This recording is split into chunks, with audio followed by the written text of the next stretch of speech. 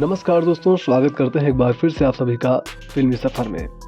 फिल्मी पर्दे पर खलनायकों को धूल चढ़ाने वाले मिथुन चक्रवर्ती को लेकर एक बड़ी बात सामने आई है जो शायद आपको भी नहीं पता होगा, और अगर पता भी होगा तो उसका असली वजह आपको नहीं पता होगा। और इस बात का खुलासा उनके बेटे नमासी चक्रवर्ती ने अपने एक हालिया इंटरव्यू में कर दिया है। नमासी ने मिथुन के साथ अपने फ्रेंडली व्यवहार को लेकर खुलकर बात की है। उन्होंने कहा है कि वो और उनके भाई बहन अपने पिता को पापा या डैड कहकर नहीं बुलाते हैं। हम अपने माता पिता के साथ इतने फ्रेंडली हैं कि उन्हें उनके नाम से बुलाते हैं। हम चारों एक साथ दोस्त की तरह रहते हैं। नमासी से जब पूछा गया कि उनके परिवार में इसकी शुरुआत कब से हुई थी, तब उन्होंने बताया कि यह मेरे पिता मिथुन की वजह से हुई थी।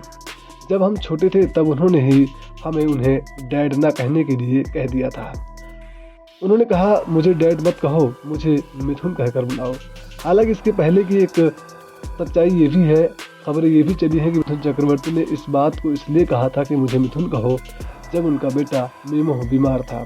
बीमारी की अवस्था में उसने अपने पिता को पापा न कहकर बल्कि मिथुन कहा। तब से उन्होंने सोचा कि खुद को क्यों ना अपने बच्चों से मिथुन ही कहा जाए, और उसके बाद से उनके बच्चे उन्हें मिथुन ही कहने लगे थे। इस बात का खुलासा खुद नमासी ने अब कर दिया है। अपने बचपन के दिनों को याद करते हुए नमासी ने मिथुन के साथ बिताए कुछ लम्हों को भी साझा किया। उन्होंने कहा कि 9 साल की उम्र तक मिथुन के साथ उनकी बहुत कम यादें हैं। नमासी कहते हैं, मैं सच कह रहा हूँ, अपने बचपन में मैंने उन्हें बहुत कम देखा है क्योंकि वो 4 शिफ्ट में काम किया करते थे। मेरा जन्म 1992 में हुआ और ये उनके करियर का शीर्ष समय था जब मेरे पिता मिथुन बहुत ज़्यादा काम किया करते थे।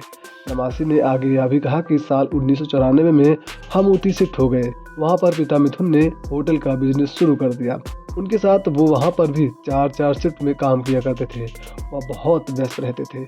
मैं उनसे महीने में दूसरे रविवार को ही मिल पाता था क्योंकि उस दिन अवकाश यानी कि छुट्टी के दिन होता था। मेरे पास साल 2000 के बाद से उनकी ज़्यादा यादें हैं जब उन्होंने अपने काम को कम कर दिया।